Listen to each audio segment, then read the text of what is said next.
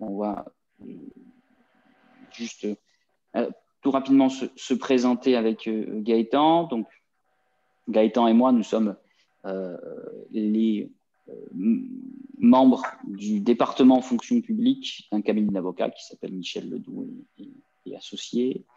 Un cabinet dans ce département dans lequel on accompagne essentiellement les employeurs publics. On fait un peu de contentieux agent aussi, à travers 3 activités.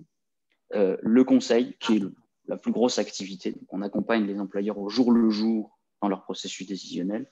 La formation, et puis un petit peu de contentieux sur tout ce qui est droit de la fonction publique, c'est-à-dire du recrutement jusqu'à la retraite, en passant par le chômage, l'invalidité, les lignes directrices de gestion et autres. Et c'est vrai qu'en ce moment, depuis maintenant 1 an, on respire, dort, vit, mange, ligne directrice de gestion en accompagnant des employeurs, en faisant des webinaires avec les ANFH bien sûr, et en accompagnant les employeurs dans leur rédaction, que ce soit un tout petit EHPAD ou que ce soit des CHU ou au niveau GHT, avec beaucoup de frustration parfois, beaucoup d'énergie dépensée et beaucoup de débats juridiques et techniques fort intéressants consécutifs à la mise en œuvre de ce nouvel outil légal de gestion statutaire. Je vous laisse la parole, Bruno.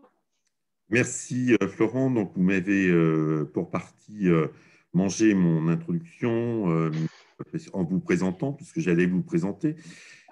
Toutes et à tous pour ce webinaire consacré aux lignes directrices de gestion qui fait partie d'une série de webinaires que l'on propose depuis la première période de confinement, mais c'était un projet qui était en gestation au sein de la NFH Rhône et le confinement et la crise sanitaire a accéléré le processus. Donc, nous allons donc consacrer 1h30 à peu près de notre temps en commun pour vous présenter ce que sont ces lignes directrices de gestion. Je sais que c'est un sujet d'actualité à la fois pour le cabinet Ledoux et Associés, mais également pour chacun de vos établissements, puisque c'est un outil qui doit être mené, qui est une nouveauté, qui doit être mené en 2021 et qui est à considérer comme un outil de rénovation du dialogue social au sein des établissements de la fonction publique en général et donc de la fonction publique hospitalière. Et bien évidemment, tout ceci est à corréler avec la gestion, la GPMC et des entretiens pro, mais on reviendra vraiment sur ces aspects-là durant le webinaire. Ce webinaire sera enregistré, donc il sera mis à disposition en mode replay et également le support de présentation vous sera ensuite envoyé à l'issue de ce webinaire où il y a à peu près 96 inscrits. Je vous remercie. Aujourd'hui, on est à 68, mais d'autres personnes vont nous rejoindre. Et je vous remercie en tous les cas pour avoir répondu aussi nombreux pour ce webinaire. Le prochain sera consacré justement aux entretiens pro. Et vous avez reçu une invitation. Vous êtes déjà près de 70 participants. Vous êtes inscrits. Donc, je suis en compagnie, donc je suis Bruno Jean, je ne me suis pas présenté pour celles et ceux qui ne me connaissent pas. Je suis Bruno Jean, donc le délégué de la NFH pour la délégation Rhône, et je suis en compagnie de Lila Grigis, qui est conseillère formation, après avoir été conseillère en gestion de fonds. Donc voilà. Et donc, je vais donner la parole à Florent. Je crois que c'est vous qui intervenez, Florent. Pour nous expliquer ce qu'est ce nouvel outil ou ce nouveau dispositif pour les établissements de santé et de la fonction publique hospitalière. Je vous cède la parole, Florent, sachant que je n'hésiterai pas à vous poser un certain nombre de questions en direct lorsque je ne comprendrai pas ce que vous direz. Merci Bruno. Voilà. N'hésitez pas, je vais essayer d'être le plus clair possible. Et encore une fois, pour ceux qui ont des questions, posez-les via l'onglet QR. Gaëtan est derrière, il est là. caché, mais sans vidéo, mais pour répondre à vos questions. Alors, cette thématique des lignes directrices de gestion dans le versant hospitalier, on y reviendra tout à l'heure plus en détail sur l'objet juridique que sont les lignes directrices de gestion, mais je voudrais vous rappeler l'avis du Conseil d'État sur cette partie-là de la loi de transformation de la fonction publique, l'avis qu'il a donné avant la loi de transformation, où le Conseil d'État nous rappelait que sans remettre en cause les grands principes qui gouvernent la fonction publique, en particulier l'existence d'un statut et la distinction entre l'emploi et le grade, on le dit souvent, le fonctionnaire est titulaire de son grade et pas de son emploi. Il y a une volonté du gouvernement de réformer le dialogue social en réorganisant notamment ces instances et en définissant des lignes directrices de gestion. Donc ça s'inscrit dans une réforme et une modernisation et l'introduction d'ailleurs, à mon sens, d'un véritable d'un dialogue social au sens premier du terme, au sens complet du terme, que les lignes directrices de gestion s'inscrivent. Donc, une réorientation du dialogue social vers les orientations stratégiques de gestion. On va le voir, il y a quand même une intervention des représentants du personnel dans la stratégie pluriannuelle de pilotage de ressources humaines, ce qui me semble être, contrairement à la posture qui a été adoptée, mais ici on est quelque chose d'éminemment important, voire un des éléments les plus importants. Mettre fin aux rigidités actuellement constatées dans la gestion des situations individuelles. Là, pour le coup, c'est une remise en cause de certaines habitudes, ce qui peut parfois être difficile à accepter, et renforcer les responsabilités de chacun. Renforcer les responsabilités de chacun en permettant qu'on se concentre sur la situation individuelle qui nécessite le plus. Il y a vraiment une volonté dans la loi de transformation de la fonction publique, et ça c'est un grand changement finalement, et c'est une partie très très difficile, de responsabiliser les acteurs, que ce soit l'employeur qui va devoir mouiller la chemise plus encore qu'il le fait, mais aussi une responsabilisation de l'agent et la mise de l'agent au cœur de sa vie professionnelle en établissement, que ce soit en matière de GPMC ou que ce soit en matière d'avancement. Et tout ça se fait en partie par la rédaction des lignes directrices de gestion obligatoires, pour le coup, puisque cet accompagnement, cette réorientation du dialogue social se fait dans une optique de volonté de transparence de cette mise en œuvre. Alors, par conséquent, ces lignes directrices de gestion, elles sont arrêtées dans chaque versant de la fonction publique. Ce n'est pas quelque chose qui est spécifique versant hospitalier. Dans les trois versants, les établissements publics vont devoir arrêter des lignes directrices de gestion fixant des orientations générales et des grandes priorités dans certaines matières. Alors, pour pouvoir bien comprendre la thématique, il est important de connaître la notion de ligne directrice de gestion. Souvent, ce qu'on a remarqué avec Gaëtan, et c'est tout à fait normal, c'est que ce soit les employeurs publics ou que ce soit les agents et notamment représentants du personnel, il y a une vraie interrogation, plus ou moins exprimée, de ce que c'est que juridiquement une ligne directrice de gestion. Qu'est-ce que ça signifie? C'est LDG, j'utiliserai ce vocabulaire-là. Qu'est-ce que ça signifie? Une ligne directrice de gestion. Alors, c'est un objet juridique intéressant parce que c'est quelque chose qui est entre le droit et entre la politique de gestion de l'établissement. On a, et ce n'est pas anodin, une définition du Conseil d'État dans son avis du 21 mars 2019, où il nous dit que finalement, une ligne directrice de gestion, c'est la détermination d'une direction, d'un cap, le fait de fixer des principes de gestion de l'établissement dans deux arrêts de septembre, hein, du 20 septembre 2020, le Conseil d'État a eu l'occasion de requalifier des notes de ministère en ligne directrice de gestion. Il a requalifié des notes en ligne directrice de gestion en donnant une définition de ce qu'était une ligne directrice de gestion.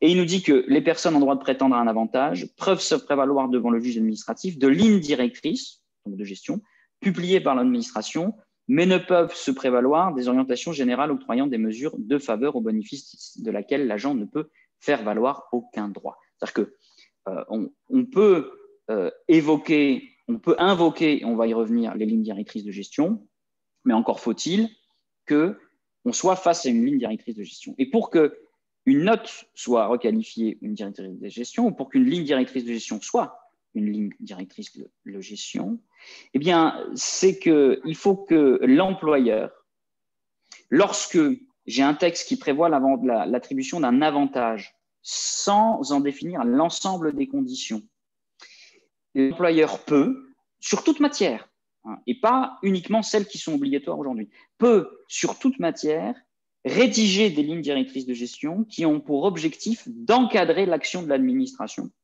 dans le but d'en assurer la cohérence. C'est ça une ligne directrice de gestion. C'est que j'ai des dispositions réglementaires qui ne fixent pas toutes les conditions, qui laissent une marge de manœuvre à l'administration. L'administration peut ou doit, lorsque c'est rendu obligatoire, comme c'est le cas dans les deux thématiques qu'on va voir aujourd'hui, peut rédiger une ligne directrice de gestion qui va encadrer son action et qui va assurer la cohérence de son action. Par contre, il y a quand même deux limites importantes en matière de ligne directrice de gestion.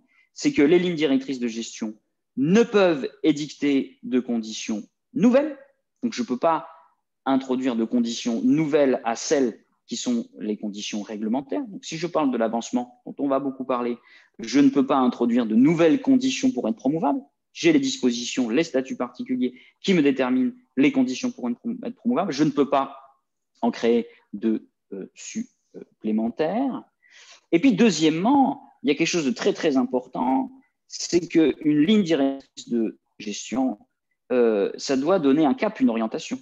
Hein, et l'employeur a toujours la possibilité, on y reviendra, de s'écarter de ces lignes directrices de gestion pour un motif d'intérêt général ou pour une appréciation de situation particulière. Deux arrêts du Conseil d'État du 21 septembre 2020, très intéressants, que je vous invite à aller consulter.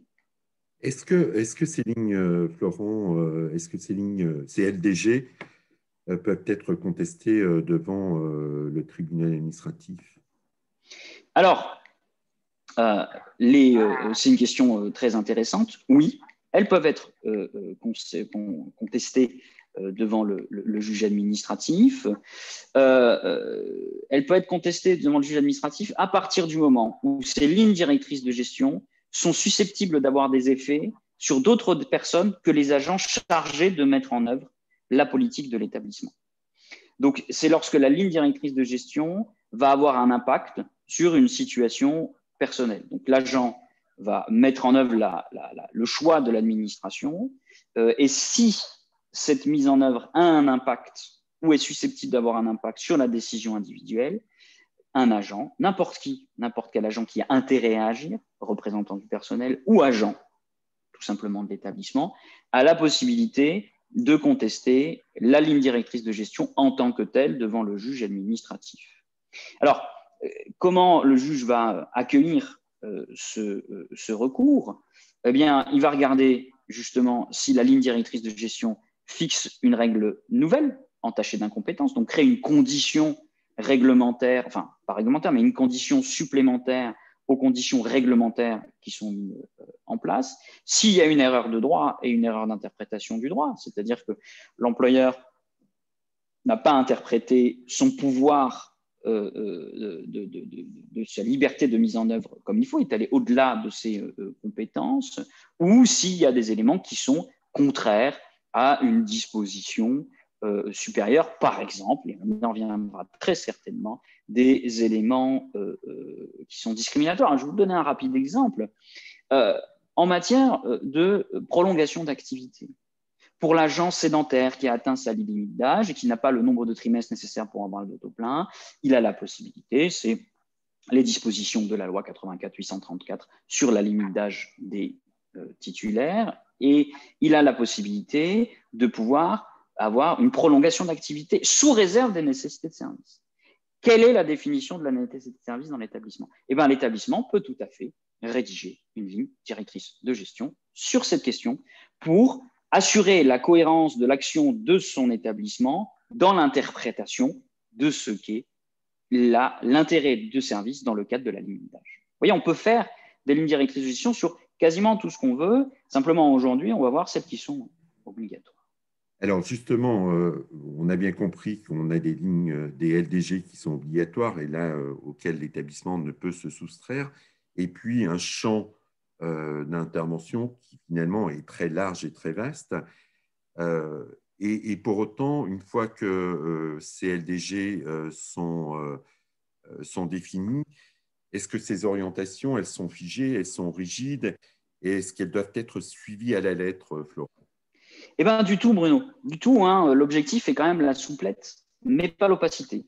Il faut trouver un juste milieu, un équilibre entre rigidité, avec l'application de lignes trop précises, et en même temps, de l'autre côté, l'obscurité qu'on pourrait avoir si on n'est pas assez précis. C'est tout un exercice d'équilibriste pour trouver ça, pour à la fois rassurer les agents et les organisations syndicales, notamment dans le cadre d'une dans le cadre d'une modification quand même de la pratique et des habitudes, pas nécessairement du droit, ça on en reparlera, mais de la pratique et des habitudes, un sentiment d'injustice, surtout dans un contexte qui est celui qu'on connaît aujourd'hui avec l'épidémie et les conséquences que ça a, et bien entendu un risque contentieux qui augmente aussi, notamment avec la diminution des compétences des CAP en matière d'avancement. Les matières concernées et obligatoires, Florent, si on rentre un peu dans le vif du sujet, après ce cadrage général. Alors, il y en a deux d'obligatoires, sachant que je peux en faire d'autres. Hein. Les clients, nous, on les accompagne sur des LDG, surtout, sur toutes les thématiques. Ça permet d'assurer la cohérence et d'avoir une clarté.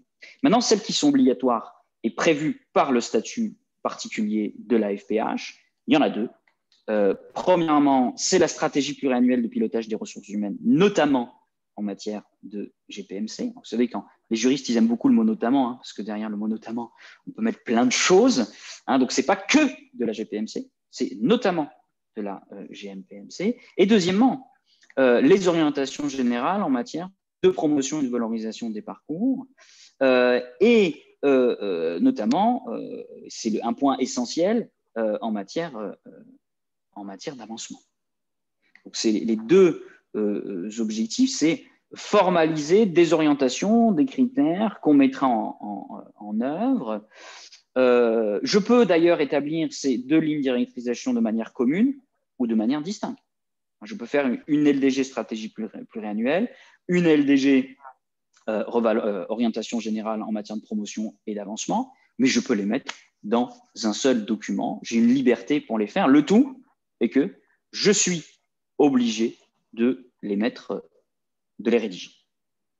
Alors, est-ce que, moi j'ai une question également qui me vient en tête, est-ce qu'on peut, dans un premier temps, un établissement peut juste circonscrire l'exercice en matière de LDG sur ces deux obligations réglementaires et poursuivre le chantier et compléter en fait les LDG sur d'autres champs qui ne seraient pas réglementaires? Et oui, bien sûr, qui ne serait pas obligatoire. Bien entendu, hein, par exemple.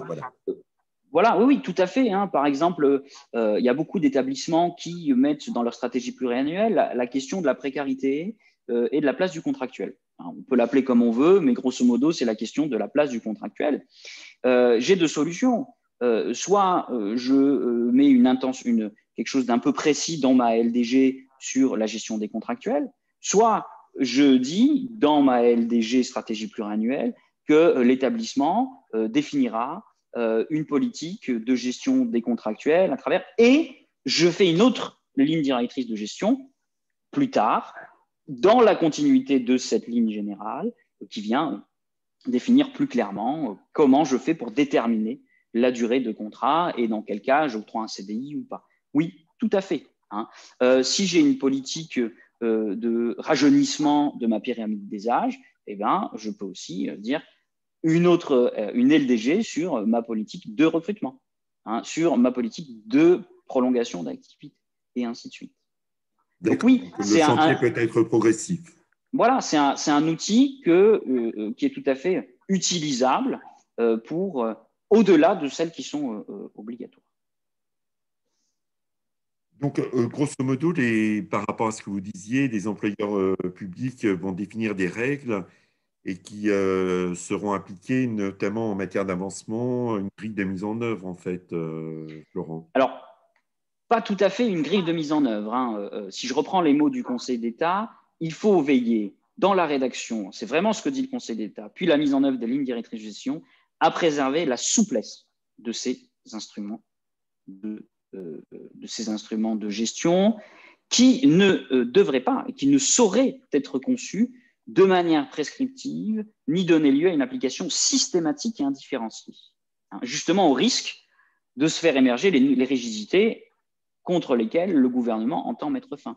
C'est une détermination de la politique que l'établissement entend mettre en œuvre, une orientation, une cohérence, mais il ne faut absolument pas se réfugier là-dedans pour commettre ce que j'appelle le péché d'incompétence négative. Incompétence négative, c'est fuir sa propre compétence juridique.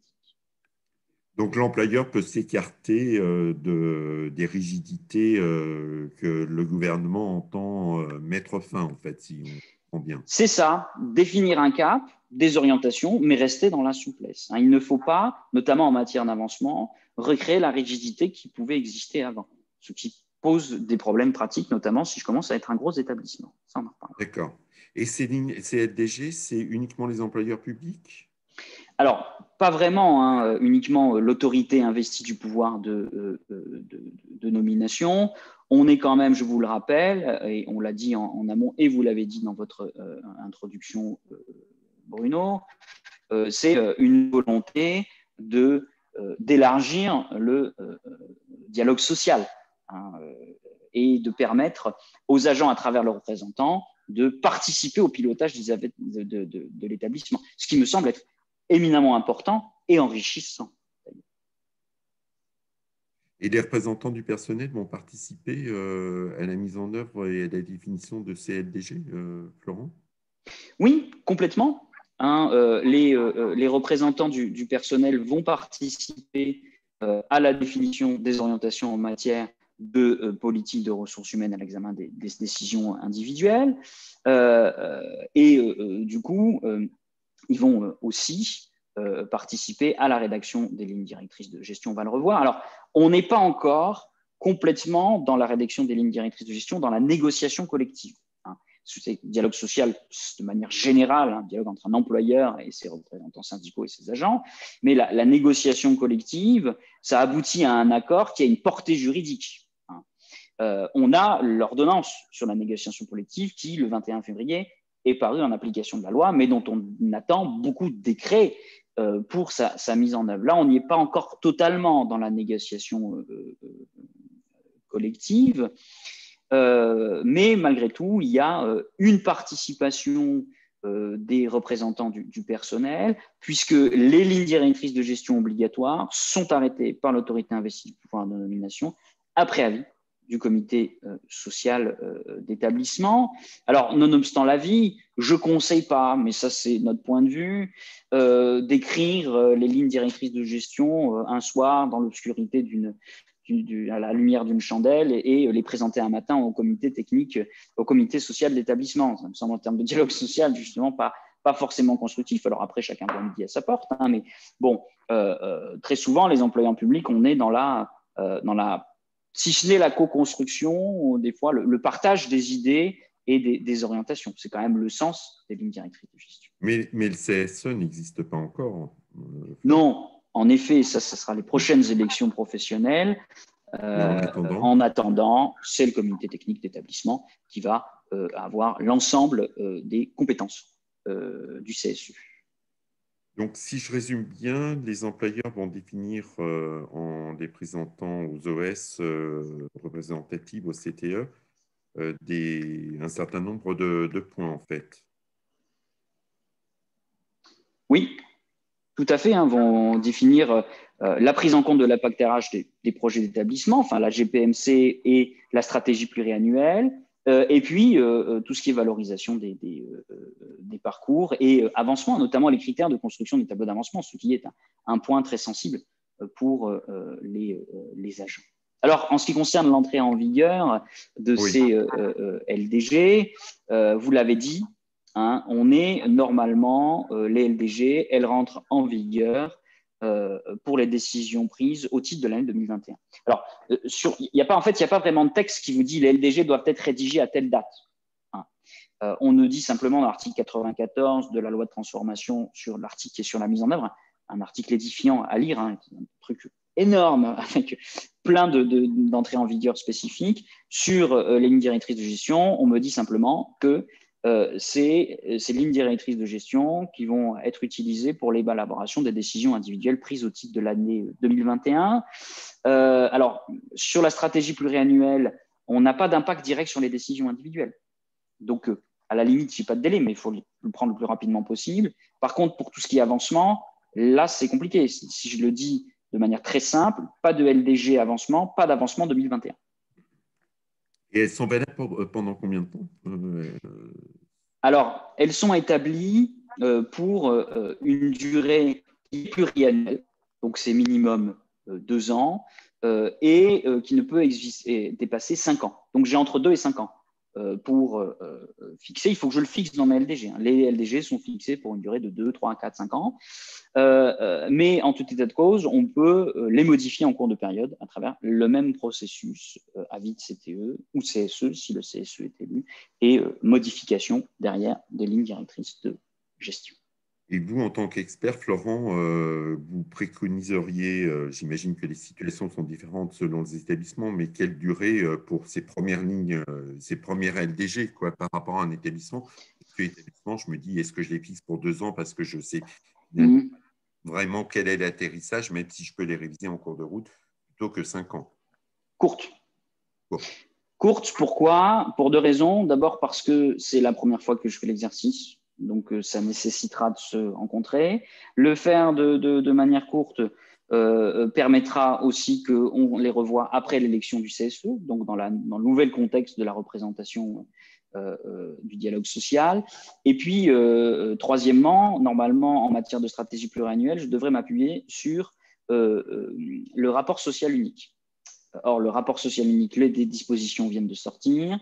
On n'a pas encore la base de données sociales. Peu d'établissements ou aucun établissement n'a commencé à travailler sur le rapport social unique. En tout cas, il ne sera pas prêt. Donc, aujourd'hui, sur la stratégie pluriannuelle, je le fais un petit peu qu'à un quart, si vous voulez. Donc, je préconise 2-3 ans max. Et on s'oblige à se retrouver dans 2-3 ans. Et puis, on voit comment ça a marché ou pas. Et puis, on repart sur une nouvelle période. Je reviens sur l'aspect juridique, Florent. Est-ce que ces LDG pourront être évoqués devant le juge? On a commencé à évoquer la question, mais est-ce que vous pouvez dire en détail par rapport à cet aspect-là, qui est même une responsabilité de la part de l'établissement? Oui, alors la LDG, on l'a vu tout à l'heure, peut être contestée en tant que telle. Donc, je vais devant le juge et je conteste la ligne directrice de gestion. Mais en plus de ça, la ligne directrice de gestion en tant que telle peut être un moyen qui peut être invoqué devant le juge. C'est-à-dire qu'à l'occasion d'une décision individuelle, je vais invoquer une ligne directrice de gestion en disant « je demande l'annulation de cette décision individuelle parce qu'elle a été prise en tenant compte des lignes directrices de gestion et qu'elles sont illégales, ou alors parce qu'elle aurait dû être prise en tenant compte des lignes directrices de gestion et l'employeur n'a pas pris sa décision en tenant compte des lignes directrices de gestion. » Donc, quand j'utilise le premier moyen sur le fait qu'on aurait dû, dans les lignes directrices de gestion, j'aurais dû avoir ma prolongation d'activité, ou si je reste sur de l'obligatoire, j'aurais dû être inscrit sur le tableau d'avancement de grade. l'employeur a tout à fait la possibilité de s'écarter des lignes directrices de gestion en fonction des circonstances ou pour un motif d'intérêt général. C'est un arrêt récent, 1970, qui le dit, comme quoi les lignes directrices de gestion n'est pas quelque chose de complètement nouveau, et répété en 2015 par le Conseil d'État. Et puis par contre, ce qui pour le coup est beaucoup plus difficilement défendable, c'est lorsque j'introduis de l'illégalité dans la ligne directrice de gestion. Alors par exemple, en matière d'avancement, si j'introduis des critères qui sont des critères qui ne sont pas prévus par la réglementation, qui sont discriminatoires ou qui sont étrangers à la valeur professionnelle et aux acquis d'expérience professionnelle. Donc, je peux les invoquer en tant qu'outil, en tant que moyen pour contester une décision individuelle. Donc, il faut faire très, très attention à la rédaction parce que c'est quand même aussi tendre le bâton éventuellement pour ce faire. Ces LDG, elles vont être totalement communiquées aux agents, puisque, enfin, il y a un souci de transparence, vous l'avez dit dans vos propos liminaires, et donc il faut que les agents en connaissent parfaitement le contenu. Bien entendu, ne serait-ce que pour pouvoir les invoquer devant le juge, il faut que je les connaisse. Donc, c'est communicable aux agents. Et par tout moyen, et sinon sur un espace numérique. Dans la loi de transformation de la fonction publique, on voit que le gouvernement veut faire entrer la fonction publique dans le 21e ou le 22e siècle à travers l'informatisation, la base de données sociales, mais aussi l'accessibilité des LDG par voie informatique.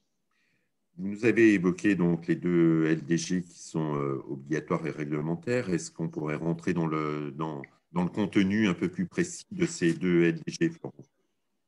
Avec plaisir, Bruno. Donc, on a deux LDG obligatoires. Et encore une fois, ça, c'est uniquement les obligatoires.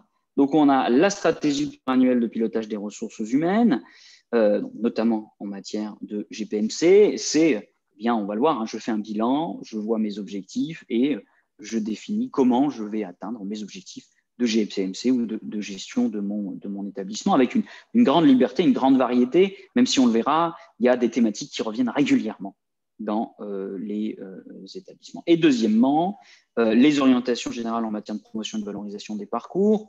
Bon, grosso modo, comment j'imagine l'évolution de carrière d'un agent dans mon établissement, mais aussi la détermination des critères principaux et de l'appréciation et de la mise en œuvre des critères dans la construction des tableaux d'avancement ou dans le choix des agents qui vont bénéficier d'une promotion interne. Je vous propose de voir un petit peu ces deux types de lignes directrices de gestion un peu plus en détail. Alors, on va rentrer dans le sujet et dans le vif. Alors, premier élément, la stratégie pluriannuelle de pilotage des ressources humaines. Je trouve ça dommage parce qu'avec l'expérience, je me rends compte que c'est la partie où les représentants du personnel, souvent, c'est pas tout le temps le cas, mais souvent, ce sont les moins appropriés. On est quand même en train, dans ce cadre-là, de dire à des représentants du personnel qu'ils vont pouvoir participer au pilotage de l'établissement. Ça, c'est quand même extrêmement intéressant. On est très très loin de cette espèce d'autorité générale qui va imposer les choses et ensuite donner un avis. Non, là on leur demande de participer à ça. C'est quand même quelque chose d'intéressant et on peut en faire vraiment quelque chose de constructif et puis ça permet aussi de se mouiller les uns les autres et que les représentants du personnel parfois voient aussi les difficultés que l'employeur peut avoir. Alors, pour pouvoir déterminer cette stratégie pluriannuelle, il faut que je définisse des enjeux et des objectifs de ma politique de gestion de ressources humaines, une vraie gestion de ressources humaines. Le constat qu'on a pu faire avec Gaëtan après, personnellement, 17 ans de droit de la fonction publique dans les établissements publics des trois versants, Gaëtan une dizaine d'années, c'est qu'on s'est rendu compte que très souvent, il y avait soit une gestion purement juridique du statut, je gère mes congés maladie et autres, soit une gestion qui était entre guillemets humaine, voire parfois trop humaine, mais quelque part il manquait de l'humain dans du droit et du droit dans l'humain.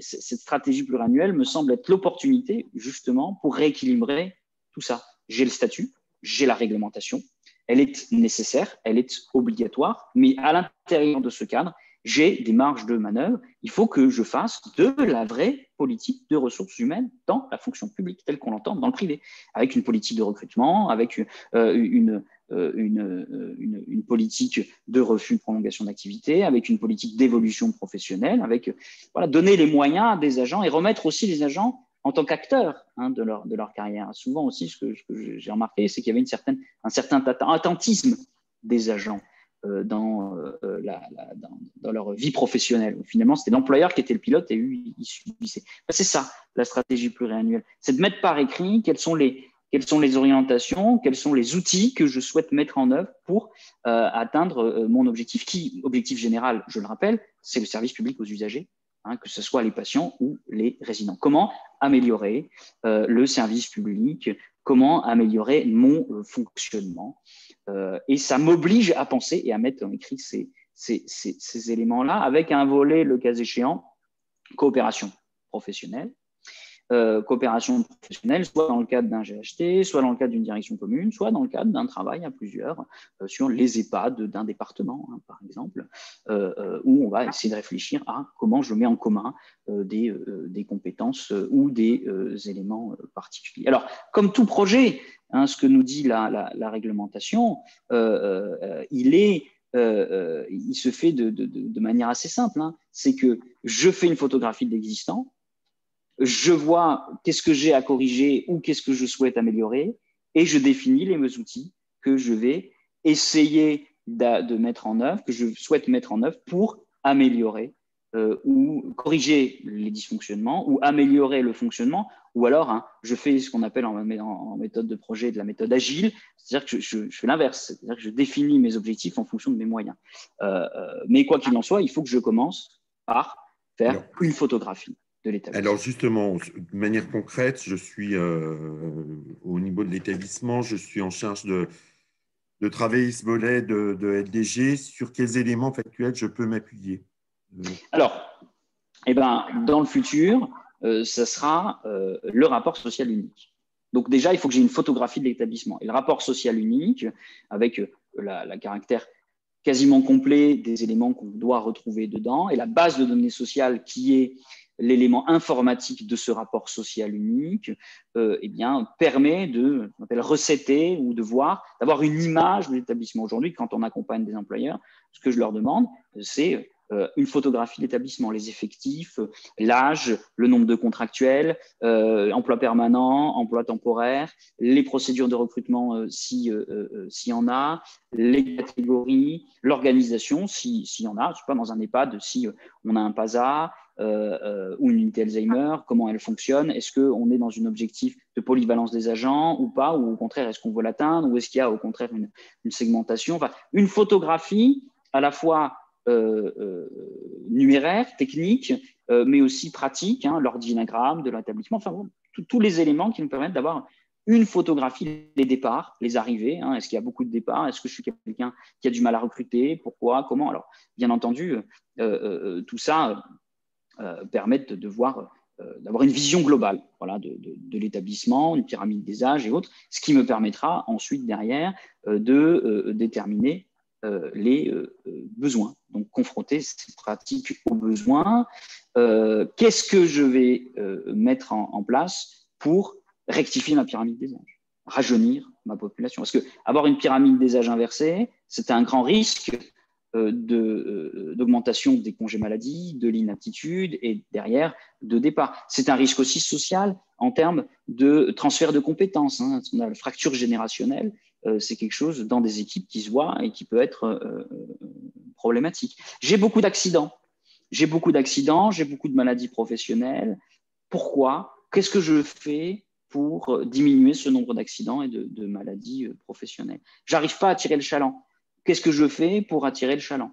Alors, bien entendu, il y a des établissements dans lesquels j'arrive pas à attirer le chaland de manière structurelle, parce que je suis dans une zone qui attire pas les gens et que voilà. Donc on va faire ce qu'on peut. C'est pas une baguette magique, mais je vais réfléchir lorsque j'ai des éléments améliorés aux éléments que je vais mettre pour améliorer ces dysfonctionnements. En fait, on met par écrit ce qui existe déjà, ce qu'est la pratique quotidienne au sein de l'établissement, Florent. Oui, oui, oui, On se projette après. tout à fait, monsieur, tout à fait, Bruno. Hein, c'est tout à fait ça.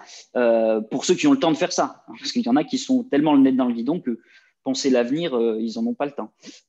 Mais c'est ça. Hein, j'imagine pas une directrice ou un directeur d'EHPAD ne pas penser sa gestion. C'est simplement le mettre par écrit, le communiquer avec les agents et ensuite le suivre. C'est aussi un élément de suite. Alors, un petit exemple de formalisme, hein, parce que en termes de formalisme, on a une liberté totale. Hein, c'est-à-dire que je peux faire de l'écrit, mais je peux aussi faire du tableau synthétique et je peux faire les deux.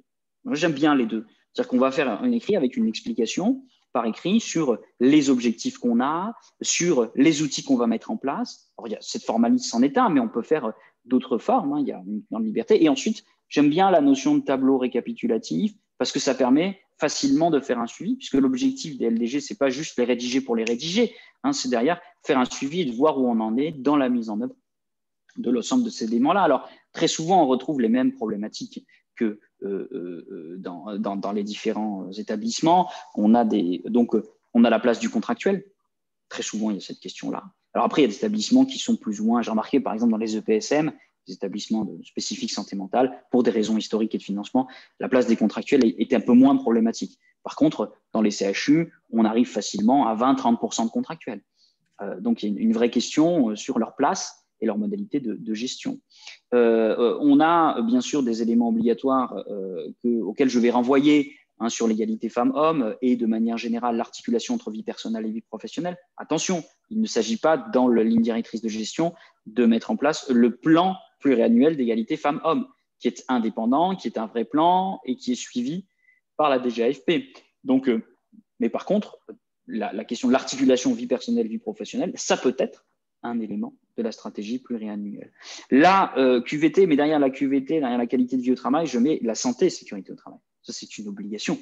Et ça, il faut absolument le mettre en œuvre. Ça, on le retrouve très, très, très, très fréquemment. Mais il y a d'autres éléments. Par exemple, en ce moment, il y a beaucoup d'établissements qui ont un objectif lié à la place du manager. C'est l'accompagnement du manager et la redéfinition de la place du manager sur l'ensemble de ces thématiques, soit en tant que thématique elle-même, soit sur ces différents objectifs. Quel est le rôle du manager, en quoi il intervient, quelle est sa responsabilité, avec la mise en œuvre de l'entretien professionnel que vous avez évoqué, c'est un élément éminemment important. Donc, si à travers ce tableau, qui est un bon outil et une bonne proposition, si je comprends bien, il s'agit de rédiger un cadre général, Florent, qui tient compte des objectifs et puis des moyens, en prenant en compte notamment les possibles évolutions de l'établissement. Est-ce qu'il va fusionner? On voit qu'il y a un certain nombre de fusions qui s'opèrent au sein des établissements de la FPH, au niveau des GHT également. L'évolution des besoins sur le territoire donné, hein, l'augmentation, par exemple, de lits en EHPAD, au regard du vieillissement de la population du bassin de vie.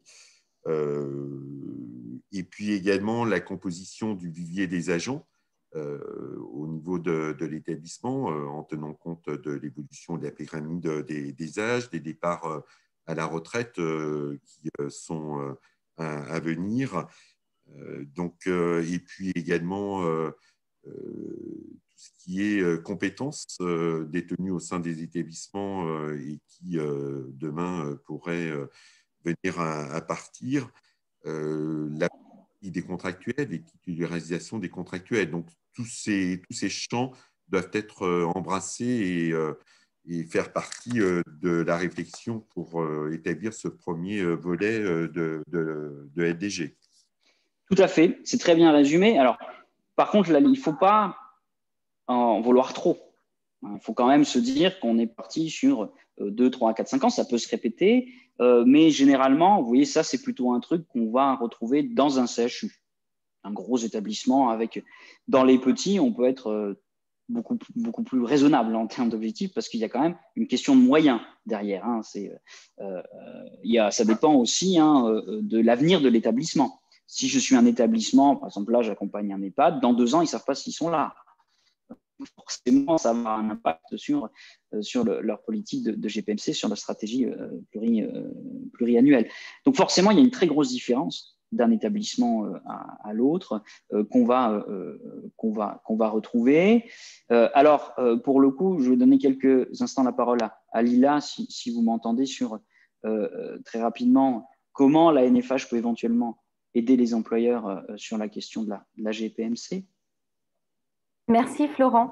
Oui, alors on en profite pour vous proposer le dispositif qu'on a mis en place sur la GPMC. Vous en avez sûrement déjà entendu parler. C'est un dispositif qui est ouvert à tous, quel que soit le type d'établissement et quel que soit quelle que soit l'étape où vous en êtes dans le déploiement de votre GPMC. Ça peut être pour initier une démarche, ça peut être pour la compléter ou la relancer. L'objectif, c'est d'associer de la gestion de compétences, la QVT, la gestion des inaptitudes, pour renforcer des processus RH qui seraient déjà en place, le recrutement, la formation, la mobilité, maintien dans l'emploi, etc. Et de mieux anticiper les évolutions sur les métiers et les organisations. Donc nous, ce qu'on vous propose, c'est un accompagnement individualisé qui va se baser aussi sur des formations et vous mettre à votre disposition des outils. Ça se fera en 3 temps. Dans un premier temps, un diagnostic pour dresser un état des lieux de la situation dans votre établissement. Ensuite, une formation des acteurs. Florent en parlait tout à l'heure. Il s'agit de responsabiliser tous les acteurs dans l'établissement pour que la démarche prenne. Et ensuite, c'est un suivi et mettre à votre disposition aussi des outils pour que la démarche soit pérenne.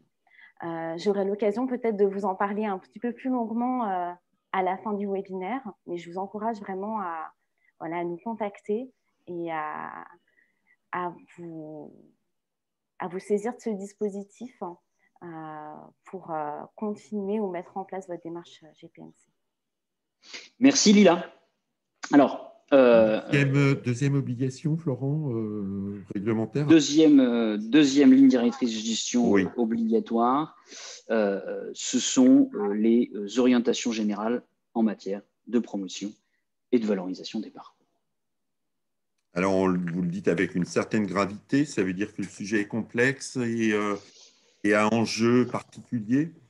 Alors, il n'est pas forcément très complexe. Il y a une partie qui est basique, on va dire, sur la valorisation des parcours. On connaît les outils dans la fonction publique hospitalière qui, sur ce volet-là, est quand même assez bien doté, notamment les études promotionnelles, qui est quand même quelque chose d'assez intéressant dans le versant hospitalier. Par contre, on va avoir toute la problématique de l'avancement. On va avoir toute la problématique de l'avancement dans la mesure où on a quand même 2 éléments, la suppression de l'avis de la CAP préalable aux avancements de grade et aux promotions internes, et deuxièmement, la nécessité d'indiquer dans les lignes directrices de gestion les critères que je mets en œuvre. Et à cette occasion-là, et de manière générale d'ailleurs, mais à cette occasion-là, on lève le voile sur des pratiques illégales depuis des années. Il faudra être très vigilant, alors. Exactement, il faut être très vigilant parce que le risque, et c'est le cas d'ailleurs, si vous cherchez sur Internet, puisque pour répondre à une des questions qui a été posée, les LDG, on peut tout à fait les mettre en ligne, il n'y a rien d'illégal là-dessus. Bien au contraire, le débat sera celui sur la communication, pas sur le fait de communiquer. On va trouver des LDG de certains établissements qu'ils ont mis en ligne, surtout des CHU, qui reproduisent justement ce que le gouvernement voulait supprimer. On va y revenir. Et c'est vrai que c'est un gros changement pour les agents, notamment sur le critère de l'ancienneté qu'on va évoquer en détail et qu'il faut manier avec beaucoup de pincettes. Alors, donc, cette stratégie pluriannuelle en matière de promotion et de valorisation des parcours, on a donc l'orientation générale en matière de promotion et de valorisation. Je vous ai dit, ça va poser assez peu de débats. Par contre, les mesures favorisant l'évolution professionnelle des agents et l'accès à la responsabilité supérieure, notamment en matière d'avancement, ça sera un petit peu compliqué. Enfin, ça dépend. Hein. J'ai des clients avec qui ça se passe très bien, d'autres avec qui les représentants syndicaux, ça se passe assez difficilement. Alors, en ce qui concerne les mesures favorisant l'évolution professionnelle des agents et leur accès à la responsabilité supérieure, on a des éléments tels que la définition de critères d'accès au poste à responsabilité, la notion de faisant fonction. Hein, ou par exemple, on nous dit, on peut très bien, dans les lignes directrices de gestion, nous dire que, avant une étude promo, je fais un faisant fonction, puis je suis étude promo, puis on pense à me titulariser dans le corps qui est le corps correspondant au métier exercé par l'agent. Il y a un autre élément de base, et ça c'est assez surprenant parce qu'on le voit très fréquemment, c'est l'adéquation entre le grade et les fonctions. Ce moment des lignes directrices de gestion est peut-être aussi le moment de régulariser les affectations illégales d'agents, notamment en matière de maintien à l'emploi. Hein, il y a beaucoup d'établissements qui ont encore un contingent d'agents, un aide-soignant inapte qu'on a illégalement affecté sur un poste administratif. Voilà. Hein, donc son grade ne correspond pas à sa fonction.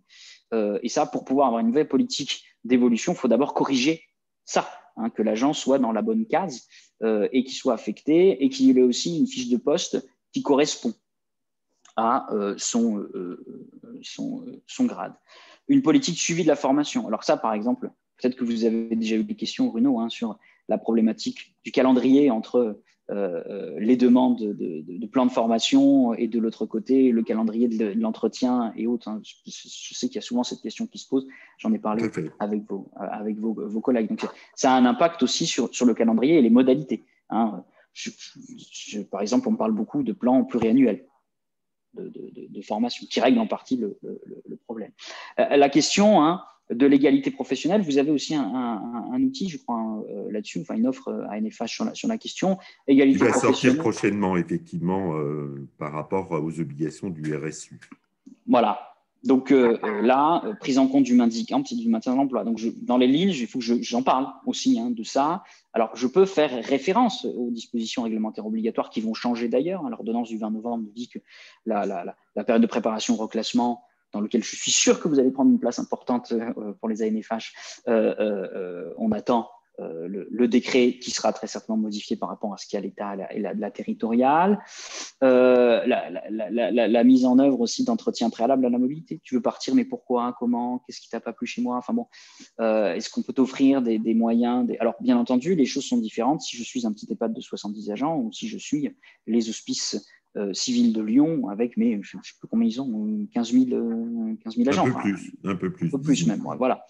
Voilà, 19 000. Forcément, les opportunités d'évolution de carrière vont être très, très différentes d'un établissement à l'autre. Est-ce que je mets une politique de mobilité interne? Avant d'ouvrir un poste à l'extérieur, je le propose d'abord en interne. Voilà, ça, c'est toute la partie pour organiser l'évolution professionnelle, l'organisation des professionnels, des agents à l'intérieur de l'établissement. Études promo, formation. Aujourd'hui, on parle beaucoup d'égalité de genre. C'est un sujet d'actualité qui vient forcément questionner les politiques RH et très certainement la LDG et les LDG. Bien entendu. Alors, il ne s'agit pas encore une fois du plan pluriannuel d'égalité femmes-hommes. Ça, c'est obligatoire. Je dois le mettre en place parallèlement. C'est un plan avec des éléments, des objectifs. Mais bien entendu, la question, la stratégie en matière d'évolution professionnelle des agents doit encourager la mixité. C'est vrai que quand j'interviens dans un établissement public hospitalier, on sourit en coin en me disant, mais chez nous, la problématique, c'est qu'on n'a pas assez d'hommes qui veulent venir chez nous. En fait, on le sait, c'est très différent d'une filière à l'autre. Chez les techniques, il y a plus d'hommes que de femmes. Et chez les soignants, il y a plus de femmes que d'hommes. Enfin bon, voilà, nul n'est tenu un impossible. Et en aucun cas, on est dans un contexte de parité. On ne demande pas à chaque établissement d'avoir 50% de sages-femmes hommes. C'est quelque chose qui est… Simplement, c'est lorsque je vais recruter quelqu'un, pour être très basique. Et vous allez me dire, c'est de la discrimination. Mais oui, c'en est. Vivre, c'est discriminer, de toute façon. hein. Une discrimination, elle peut être légale. La discrimination illégale et la discrimination légale. J'ai deux personnes en face de moi. J'ai un homme, j'ai une femme. Dans ma politique, je veux encourager la mixité dans les équipes. Je recrute l'homme et pas la femme, parce que c'est un homme. Oui. Mais dans un optique d'intérêt de mixité dans l'équipe. Voilà, un exemple de la façon de… Et ça, c'est des choses qu'on peut mettre de manière plus ou moins claire, hein, dans les lignes directrices de gestion. Et puis après, désigner un référent égalité, éventuellement à plusieurs établissements. Hein. Il est hors de question d'avoir un référent égalité dans chaque établissement. On peut l'avoir à plusieurs établissements, sensibiliser sur les discriminations, le harcèlement, les violences sexistes. Ça peut être un élément de formation, un outil, hein, sur l'égalité femmes-hommes, outil, formation, je l'ai mis d'ailleurs, hein, formation sur ce que c'est qu'une discrimination, ce que c'est un harcèlement, ce que c'est qu'une violence. Sachant que c'est une obligation, pardon, je me permets, Florence, c'est une obligation dans le DURP. Oui, et en plus, ça fait le lien avec le dispositif de signalement des actes de harcèlement, de violence et de discrimination, qui lui aussi est parallèle et qui est obligatoirement mis en place avec les trois étapes, écoute, conseil et information de l'employeur. Et puis après, ça peut être aussi tout bêtement les éléments de formalisation des droits liés à la famille et de communication auprès des cadres qui vont communiquer aux agents, hein, sur, par exemple, un nouvel outil qu'on teste, le temps partiel annualisé à l'issue de l'arrivée de l'enfant au foyer, ou l'allongement du congé paternité avec la partie obligatoire et la partie non obligatoire. Ça devrait faire, ce que vous venez de nous présenter, devrait faire consensus normalement au sein des établissements. On sait qu'il faut travailler sur l'égalité femmes-hommes et sur les éléments, il peut y avoir consensus, du moins on peut l'imaginer. Généralement, ça va. Quoique des fois, il y a des petites problématiques entre filières. C'est assez intéressant de voir ça. Par contre, ce n'est pas nécessairement le cas d'une autre thématique, qui sont les orientations générales en matière de promotion. Là, pour le coup, souvent, comme je disais, du fait du changement, on va avoir un petit peu plus de crispation, puisqu'il s'agit, dans ces orientations générales, de préciser les modalités de prise en compte de la valeur professionnelle et des acquis de l'excellence professionnelle dans la construction des tableaux d'avancement de grade ou des agents promouvables, et deuxièmement, d'assurer l'égalité entre les femmes et les hommes dans les processus d'avancement. Et alors, comment on s'y prend, Florent? Parce que là, c'est effectivement un sujet qui peut être vaste et complexe. Si on rentre un peu dans le détail. Oui, alors, quand j'ai des problématiques comme ça, je reviens toujours au droit, hein, puisque c'est la base de tout. Hein. La moindre des choses, c'est faire des choses, prendre des décisions qui sont le moins illégales possible, hein, pour le coup. Donc, la loi de transformation de la fonction publique a modifié la procédure de construction des tableaux d'avancement, hein, notamment de grade et de promotion interne. Alors, on n'est que sur l'avancement au choix. On n'est pas sur l'avancement après examen ou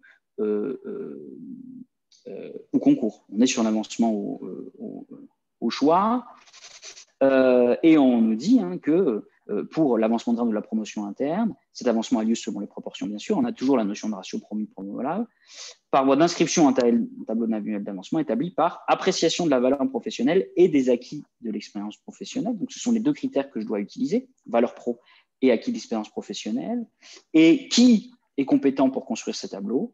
Eh bien, c'est le investi de pouvoir de nomination qui va tenir compte, et attention le texte, hein, tenir compte, ce n'est pas en exécution, hein, va tenir compte des lignes directrices de gestion sans renoncer à son pouvoir d'appréciation.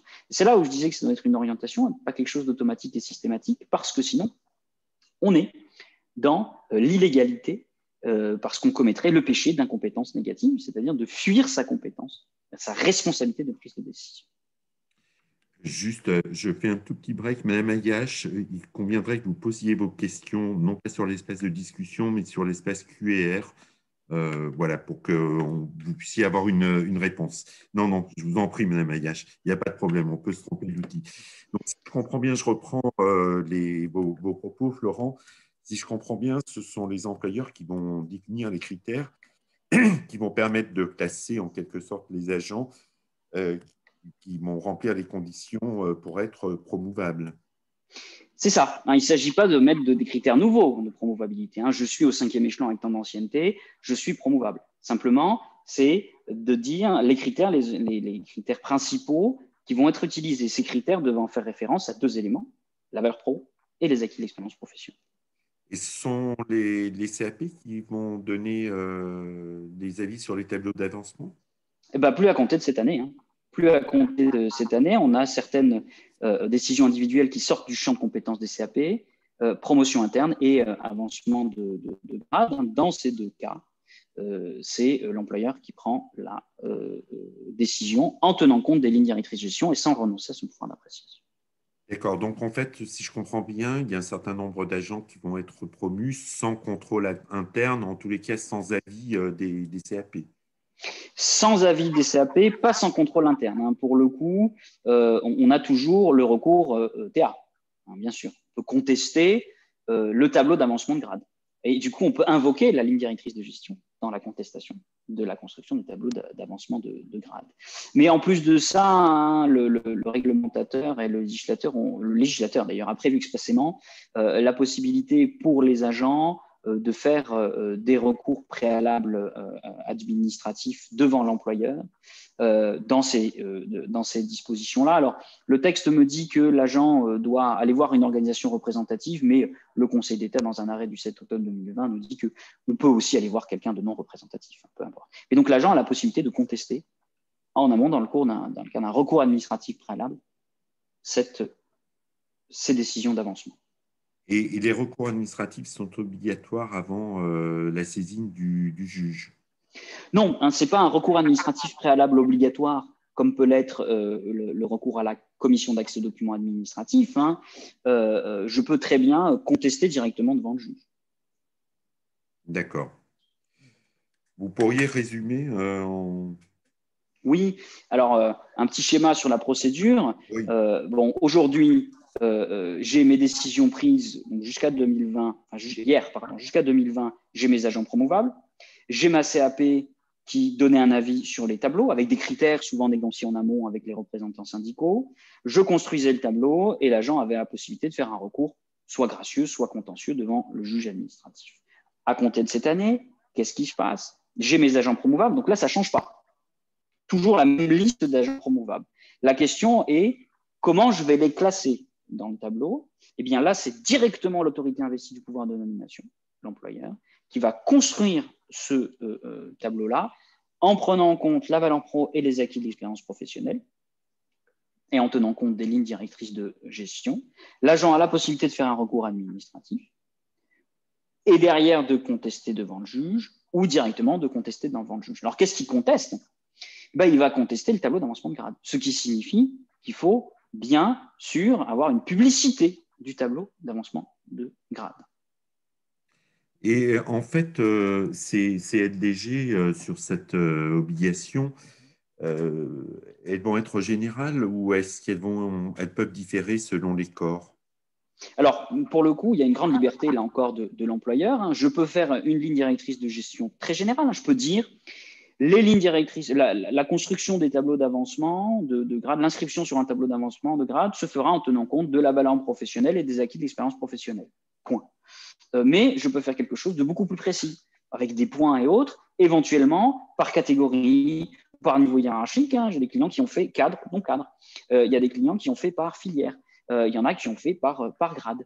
Hein, il y a une grande liberté à la fois sur la structuration, sur le fait que c'est général ou pas. Je peux faire général et puis après spécifique. Je peux faire général et après spécifique par point. Enfin, j'ai vraiment une grande liberté. Tout dépendra de plusieurs éléments, la taille de l'établissement, le temps qu'il a, le nombre d'agents promouvables. C'est sûr que si je suis un EHPAD, j'ai 1 ou 2 agents promouvables par an. Je peux arriver à avoir une appréciation personnelle de chaque situation. D'autant que je suis directeur, que je connais quasiment tous mes 70 agents, il n'y a pas de problème. Par contre, si je suis le DG des Hospices civils de Lyon, ça va être un petit peu difficile de faire le tri entre les 350 aides-soignants qui sont promouvables et encore 350 chaque année. Alors, il n'y a pas que les HCL, hein, il y a aussi d'autres. Oui, pardon, mais je parlais de la taille. Après, oui, voilà, je vais changer. mais centre hospitalier de Saint-Étienne, ou les EPSM, ou un hôpital. Enfin, voilà, c'est une question de taille, bien entendu, hein, qui va conditionner ça. Et puis, entre les deux, j'ai les établissements de moyenne taille. Hein. Dès que j'ai 900 000 agents, c'est quand même difficile d'avoir une appréciation personnelle. Forcément, il faut que je construise des critères plus précis. Et tout l'enjeu, c'est de trouver des critères qui soient utilisables, qui soient d'orientation, mais qui ne soient pas de manière utilisés de manière automatique et systématique. Alors, quels sont les critères que je peux utiliser? Est-ce qu'il y en a qui sont prévus? Je vous l'ai dit, le texte me dit que l'avancement se fait en fonction de la valeur professionnelle et des acquis de l'expérience professionnelle. Du coup, comment est appréciée la valeur professionnelle d'un fonctionnaire? Puisqu'on est sur les fonctionnaires, hein, on est d'accord. Hein, les contractuels, ils n'ont pas d'avancement. Donc, ça veut dire qu'on va vers l'évaluation. Voilà. Exactement. Bravo Bruno. Hein. Aujourd'hui, depuis 2021, au titre de l'année 2020, la valeur professionnelle est appréciée en fonction dans le cadre de l'entretien annuel, qui a une partie évaluation et une partie management des compétences, qui peut d'ailleurs être articulée avec la politique de formation et compagnie. Mais cette partie évaluation, elle est extrêmement importante. C'est le texte. Hein. La valeur pro des fonctionnaires fait l'objet d'une appréciation qui se fonde sur une évaluation annuelle donnant lieu à un compte-rendu qui leur est communiqué. Cet entretien est annuel. Hein. Je sais, vous l'avez dit tout à l'heure, Bruno, que vous allez avoir des webinaires sur la question prochainement. C'est en effet un élément extrêmement important et un enjeu très important. Maintenant, la valeur pro, c'est ça cette année. Mais l'année dernière, et l'année d'avant, et l'année encore avant, c'était la note. Or, la valeur professionnelle en matière d'avancement, elle n'est pas uniquement appréciée sur une année. Elle est appréciée sur un processus au long cours. Donc, rien n'empêche. Hein, quand on dit appréciation de la valeur professionnelle, ce n'est pas juste le meilleur. Ça peut être aussi celui qui a la meilleure évolution sur plusieurs années. Hein. On peut tout à fait, et ça c'est un côté de management de l'appréciation de la valeur professionnelle, nonobstant apprécier la valeur professionnelle telle qu'elle est le résultat de l'appréciation du résultat objectif atteint ou pas, compétences et connaissances techniques, manière de servir et qualité fonctionnelle, capacité d'encadrement le cas échéant, avec toute la magnifique procédure qu'on a mis en place dans le cadre de cet entretien. Mais ça, c'est pour cette année. Mais pour les années précédentes, on peut, et ça peut être un élément qui rassure les agents, eh bien, on doit continuer à se baser sur la note. Donc, je peux très bien dire, voilà, la construction des tableaux d'avancement se fera en fonction de la valeur professionnelle des agents appréciée sur 4 ou 5 ans. Et donc, sur les années précédentes, on a la note. Et sur cette année-là, on a l'entretien, ce qui permet aussi d'avoir un passage là, je déborde un peu sur la question de l'entretien, mais c'est important d'avoir un moment de passage de la note à l'entretien pour laisser le temps notamment aux encadreurs d'apprendre à évaluer et d'utiliser et de mettre à jour et d'adapter l'outil GESForm que la NFH propose si d'aventure l'employeur utilise l'outil GESForm. Parce que l'enjeu principal, ce sera quand même celle d'arriver à avoir un outil qui représente la valeur pro qui soit utilisable. Et justement, GPMC qui est en train de travailler justement sur cette approche des pratiques. Vous nous avez cité un certain nombre de critères, Florent, et j'imagine que l'employeur peut introduire d'autres critères qui lui sont propres en fonction de sa politique au sein de son établissement. Alors, autant la valeur professionnelle, ma marge de manœuvre, elle est plus sur la durée, le nombre d'années que je prends pour apprécier la valeur professionnelle, autant le critère des acquis de l'expérience professionnelle, il est qu'en partie défini par la réglementation. Alors, l'article 27 du décret du 29 novembre 2019 sur cette partie-là, hein, il nous dit les acquis de l'expérience professionnelle tiennent compte notamment de la diversité du parcours et des fonctions de l'agent, des formations suivies, des conditions particulières d'exercice des fonctions attestant de l'engagement professionnel de l'agent, de la capacité d'adaptation, notamment si j'ai une politique de polyvalence, de l'aptitude à l'encadrement le cas échéant, de la prise en compte des activités exercées par l'agent. Et alors là, pour le coup, dans le texte, c'est de l'impératif. C'est-à-dire que si je vous cite le texte, ces lignes directrices de gestion prévoient la prise en compte des activités professionnelles exercées par les agents intervenant dans le cadre d'une activité syndicale, mais aussi exercées à l'extérieur de l'administration d'origine, voire dans le privé. Alors là, pour le coup, c'est du présent impératif.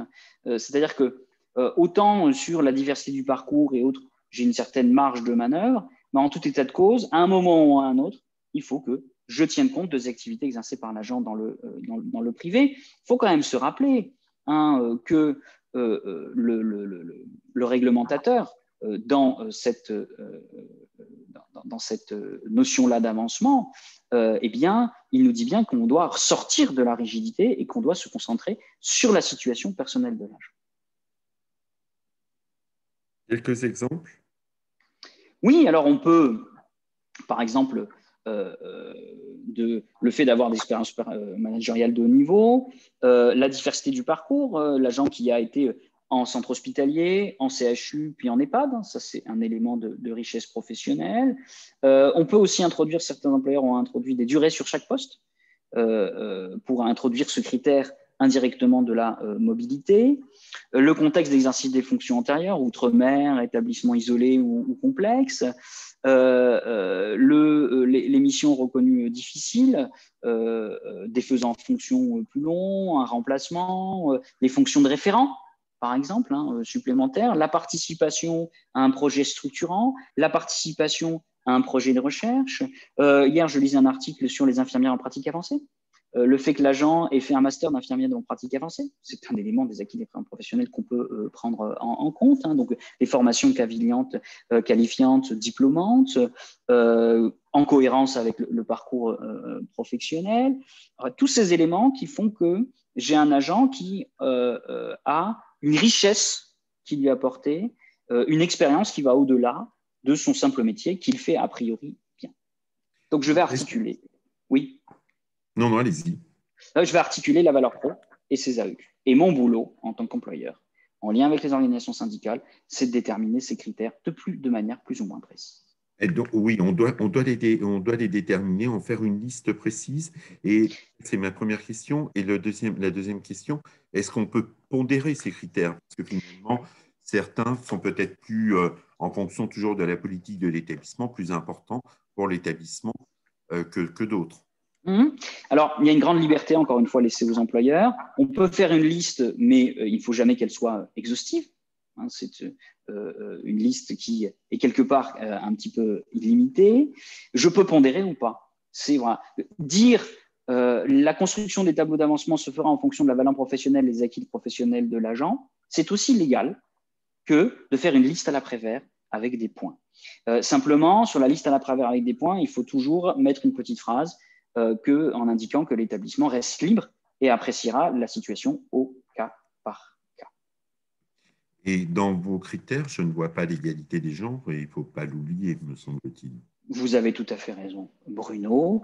Le texte me dit clairement qu'il est tenu compte de la part respective des femmes et des hommes. Alors, il ne s'agit pas, encore une fois, de faire de la parité, mais il s'agit d'avoir une structuration qui est similaire. C'est d'être attentif au fait qu'on ne crée pas de la discrimination. Et dans l'ensemble de ces critères, il y a quelque chose que je ne vois pas et qui interroge forcément les établissements, c'est la notion de l'ancienneté. Qu'en fait-on? Alors, l'ancienneté est en effet généralement le critère utilisé. C'est normal qu'on ne le voit pas dans la liste parce que est-ce que cette ancienneté est de la valeur pro dans la fonction publique?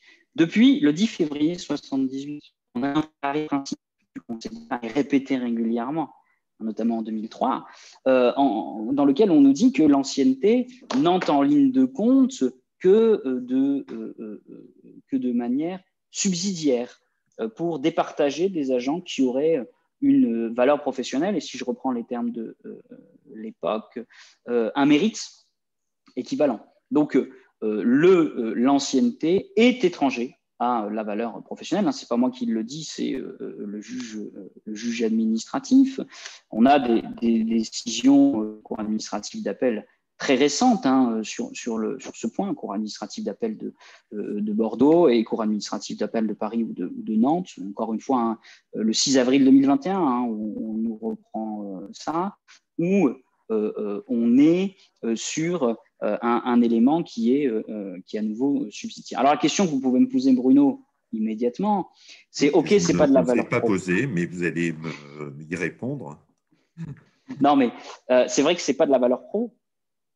Mais est-ce que c'est de l'AEQ? Est-ce que c'est des acquis de l'expérience professionnelle? On peut se dire le fait de faire des choses depuis longtemps, est-ce que c'est de l'expérience professionnelle? Est-ce que c'est des acquis de l'expérience professionnelle? Là, le ministère, non, me dit non. Dans une réponse à une question parlementaire, il nous dit qu'il faut faire la différence entre l'ancienneté et les acquis de l'expérience professionnelle. Et en tout état de cause, dans la rédaction de l'article 27 du décret sur les lignes directrices de gestion, je ne vois nulle part la notion d'ancienneté crue. Alors, pourtant, parce qu'en préparant ce webinaire, je suis allé sur le site de la FHF pour récolter un peu de littérature et je vois que la FHF a publié une méthodologie et une trame qui concerne la rédaction des LDG où il est question de l'ancienneté. Oui, alors c'est pas la. Oui, alors c'est pas la seule. Je ne fais pas le procès de la FHF, mais oui, bien sûr. Bien sûr, c'est alors non, mais c'est un élément qui est important à mettre en avant. La FHF, d'abord, elle ne donne qu'un exemple. Elle ne nous dit pas que les AEQ, c'est l'ancienneté. C'est qu'un exemple qu'elle donne, et en effet, il y a certains exemples où elle met beaucoup d'ancienneté. Ça a été repris par certains établissements. Il y a un gros CHU qui a ses lignes directrices de gestion publiques sur Internet qui met les acquis de l'expérience professionnelle seront pris en compte en fonction de l'ancienneté dans le grade. Bon, c'est pas légal. Voilà, c'est pas légal. Maintenant, c'est le résultat d'une situation de contingence et de l'accompagnement au changement. C'est-à-dire qu'il y a des agents qui étaient persuadés d'avoir leur avancement l'année prochaine. Et quand on leur dit non, vous ne l'aurez pas parce qu'on va utiliser d'autres critères, c'est difficile. Donc, il y a toute une question sociale qui a des effets qui a fait là-dessus. Ce n'est pas qu'une question de droit. Quand ils se rencontrent ces problématiques-là, j'encourage les employeurs à mettre des périodes transitoires où on va diminuer petit à petit la place de l'ancienneté par rapport à la valeur pro et aux acquis de l'expérience professionnelle. Et encore une fois, vous avez raison, Bruno, moi, mon boulot, ce n'est pas faire le procès de qui que ce soit, simplement, c'est de vous délivrer la réglementation. Donc, d'un point de vue légal, le critère de l'ancienneté pris seul est illégal. Voilà. Il ne peut venir que de manière supplémentaire et subsidiaire à la valeur pro et aux acquis de l'expérience professionnelle. Alors, on parle d'ancienneté, si je pousse le raisonnement un peu plus loin, l'ancienneté dans l'établissement, qui est différent de l'ancienneté dans le métier exercé. Est-ce qu'on ne peut pas le considérer comme étant une sorte d'investissement au sein de l'établissement? Est-ce qu'on ne peut pas le valoriser en tant que tel? Alors, moi, si j'étais un manager d'établissement, c'est en effet un élément que j'aurais tendance à utiliser. Ouais, il est là depuis longtemps, je vais… voilà. Simplement, on oublie deux choses. On oublie d'une part que ce n'est pas dans le texte, de toute façon, et deuxièmement, qu'on est dans une fonction publique unique, avec 3 versants. Et que l'objectif même de la loi, et c'est expressément prévu dans l'étude d'impact, c'est de valoriser la mobilité. Donc, c'est tout l'inverse. C'est justement de valoriser l'expérience professionnelle de l'agent entre les 3 points, encourager la mobilité. Donc, ça me semble contraire à ces incitations, même si, Bruno, en tant que manager, j'aurais tendance à aller aussi vers là. Et puis, ça pourrait être aussi considéré comme discriminatoire vis-à-vis des agents qui sont dans le privé. J'en connais des agents qui ont une carrière dans le privé, qui arrivent dans le public et qui n'ont pas d'espoir d'avancement parce que, justement, on va pas prendre en compte leur expérience privée. Je ne parle pas en termes de classement, hein, ça c'est réglementaire, hein, pour le coup, mais simplement on va considérer comme s'il n'y avait pas d'expérience professionnelle dans le privé avant et valoriser. Donc ça me semble quand même un petit peu dangereux. Alors, donc, si on comprend bien, Florent, vous n'êtes pas tout à fait favorable à la prise en compte de l'ancienneté dans la valorisation des acquis de l'expérience professionnelle, en fait. Alors, attention, hein, Bruno, on s'entend, je ne me lève pas le matin en disant su à l'ancienneté avec une pancarte. Hein. C'est simplement que quand j'ai cette problématique-là que je rencontre, mon but c'est de donner aux employeurs les éléments juridiques pour qu'ils rédigent des choses les moins dangereuses juridiquement. C'est sûr que si je mets ancienneté, comme certains, et il y a certains établissements que j'ai découverts sur Internet, que je connais, que j'ai appelé derrière, si vous êtes conscient de ce que vous avez fait. Et il y en a qui sont tout à fait conscients. Ils le savent, ils prennent ce risque-là. Parce qu'en fait, c'est une question d'équilibre. Soit c'est la révolution chez moi, soit je garde ce critère-là en espérant qu'il n'y ait pas de contentieux. Voilà. Et de toute façon, le but dans la gestion d'un établissement public hospitalier, c'est de la gestion du risque. Hein. C'est pas autre chose. Donc, pris isolément, l'ancienneté crue, ça me semble quand même passablement dangereux parce que illégal. Soit dit en passant, l'ancienneté est déjà prise en compte pour être promouvable. Est-ce qu'il y a d'autres critères sur lesquels vous pouvez nous apporter des points d'attention? On a parlé d'ancienneté, mais il peut y avoir d'autres éléments également sur lesquels on doit être vigilant. Oui, alors l'âge, bien sûr. Voilà, c'est un risque de discrimination. La sanction disciplinaire, hein, puisque là, on est sur la problématique de l'unicité de la sanction. Une sanction, une faute, une sanction. La demande de liquidation de la pension, très souvent, je donne un petit coup de pouce de retraite au moment de la carrière. Là aussi, hein, ce n'est pas quelque chose qui est lié à la valeur pro et aux acquis de l'expérience professionnelle. Mais on a d'autres éléments. Première année de promouvabilité, ça c'est clairement illégal. Ne seront pas promus ceux qui sont pour la première fois promouvables. Ou le fait de mettre en place un délai de carence entre deux décisions de promotion. Là encore, on est dans l'illégalité. Et qu'en est-il de l'absentéisme? Alors, en matière de présentéisme ou d'absentéisme, là encore, hein, c'est quelque chose qu'il n'est pas possible de prendre en compte dans la construction des tableaux d'avancement. C'est un peu, je vais vous choquer, si je disais on ne fait pas avancer les femmes enceintes. C'est discriminatoire. Hein. Donc, du coup, dire que introduire un critère du fait que l'agent ait eu un certain nombre de jours de présence, c'est bien sûr illégal. Par contre, on a la question de la possibilité d'apprécier la valeur professionnelle d'un agent. Et ça, là-dessus, on reprend la jurisprudence sur la notation. Un agent qui est absent longtemps, j'ai du mal à l'évaluer. Donc, j'aurais du mal à apprécier sa valeur professionnelle. J'ai un agent qui a un CLD de 5 ans, et ben, là-dessus, ce n'est pas parce qu'il a un CLD de 5 ans que je ne le fais pas avancer, c'est parce que je n'ai pas de possibilité d'apprécier sa valeur professionnelle que je ne vais pas pouvoir le faire avancer. Alors, il y a un dernier point hein, aussi, enfin, un avant-dernier point qui est important, c'est les représentants syndicaux. Oui. Bien entendu, le fait de tenir compte de l'appartenance à une section syndicale ou d'être élu, c'est quelque chose qui n'est pas, réglementaire. Et d'ailleurs, ça va même plus loin, hein, puisqu'on a l'article 23 bis de la loi 83-634 du titre 1 qui nous introduit une spécificité pour les représentants syndicaux qui ont une décharge de service d'au moins 70%. Ils sont promouvables de droit en fonction de la durée moyenne de l'ancienneté des agents qui ont été promus de l'année N-1. Il y a un dispositif de discrimination légale, hein, quelque part. D'abord, ils ne sont pas évalués. Ils ont l'entretien, hein, mais ils n'ont pas la partie évaluation. S'ils ont une décharge d'au moins 70%. Et en plus, ils avancent, eux, par dérogation à l'ancienneté. Et enfin, il y a le critère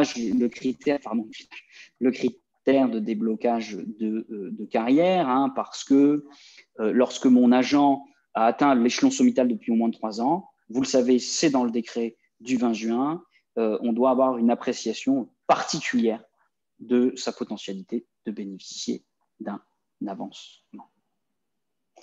Petit schéma Un petit schéma récapitulatif, oui, Florence, c'est peut-être bien.